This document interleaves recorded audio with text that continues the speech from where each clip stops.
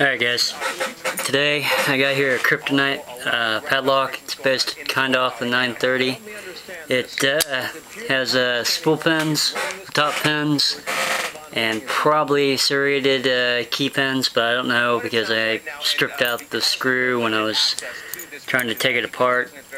It does work. It's really tough for me to pick. Here's a look at the key bitting. Right now it appears as though the Army is winning because they are saying right now the rhetoric coming out from the government and the Army higher echelons that they're going to take this fight to and I'll try to pick it. Tried picking it before, but I keep running out of time. It's a really hard lock for me to pick. Thank you for that, and thank you for the work you're doing on the ground there for us, Scott Heidler. An interesting distinction to make between Al-Qaeda and the Taliban. Over the weekend, David Petraeus saying that Al-Qaeda is not active anymore in Afghanistan, only in Pakistan. Watch that story too. You got a question you want answered? Our email is hemmer@foxnews.com. Just need one line, online and also on Twitter @BillHemmer. So, what's your question? Where does beautiful hair come from? A healthy scalp. Unlike ordinary shampoos and conditioners, Head & Shoulders starts at the Okay, I think it's in a false set now.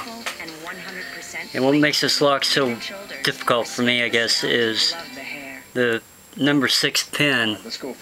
You gotta push it way up there. And there's a pin right before that. It doesn't do anything, it just sits there at the shear line. So you can't really disturb it at all. Mike Tobin is live in the Valley of Josaphat, where the Pope is holding Mass today.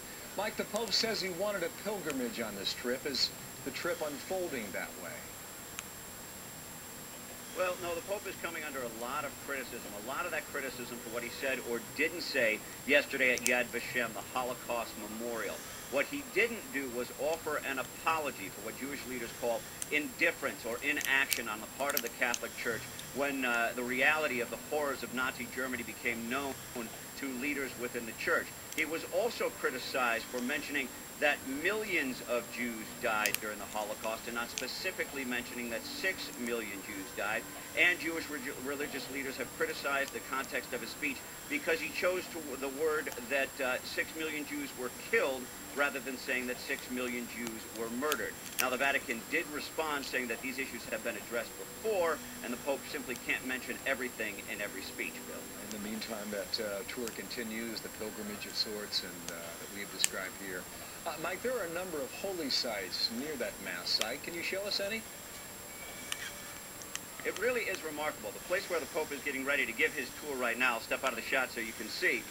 This is the Valley of Jehoshaphat. This is where it is believed that the final judgment will take place. Very near this valley, let me show you the Garden of Gethsemane and the Church of All Nations. The Garden of Gethsemane is this group of olive trees right next to the Church of All Nations. That is the garden in which Jesus was betrayed. The church you're looking at, the Church of All Nations, contains a rock upon which it is said that Jesus prayed the night he was betrayed, and he prayed so hard that he sweat and wept blood. What's interesting about those olive trees in that garden is olive trees live for centuries, and it's believed some of those very trees were there the night that Jesus was betrayed. Now, as we head up the Mount of Olives, you can see that church with the gold domes on it.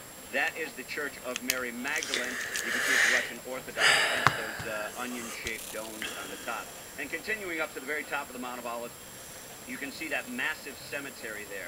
Mostly Jewish people who are buried in that cemetery. Among their ranks is Schindler, from Schindler's List. Thank you, Mike. You're in a special place. Appreciate you sharing that. Mike Tobin's live in the Valley of Josaphat in Jerusalem.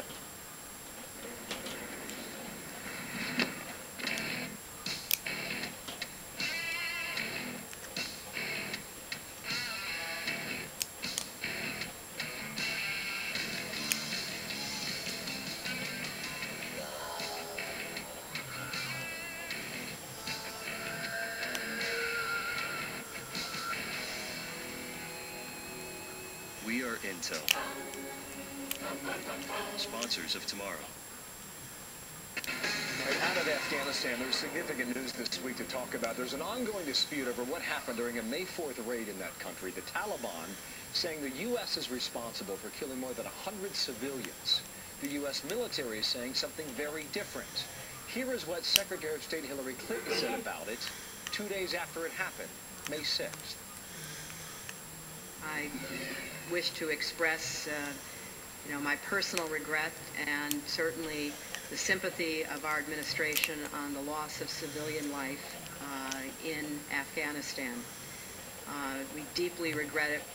So we are wondering if the administration is blaming the military first. Now, there's an investigation underway, and the fog of war can be a very difficult thing to sort out, but we're trying to advance the story today with Brigadier General Anthony Tata. He's the author of a book called Sudden Death, and he's my guest this morning. General, good morning to you. I know you've had a lot of contact with people on the ground in Afghanistan, and as you understand the facts of what happened that day, lay them out for us, General. Good morning, Bill. Exactly what happened is this was in Farar province. Farar province is on the Iranian border, and the other borders the heavy poppy growing region. And so there's a Alright, I got it. presence in this Very, very tough block for me to pick. Sorry it took so long. pressuring the Taliban Open. area. What the Taliban did is took some hostages. Very, very difficult. I have no idea what's inside here. Like I said, I stripped out the screw and need to work on getting that out. And in case I'm about ready to run out of time, I just want to show the key bitting one more time. We provide, coalition forces provide what's called And as always, have a good one.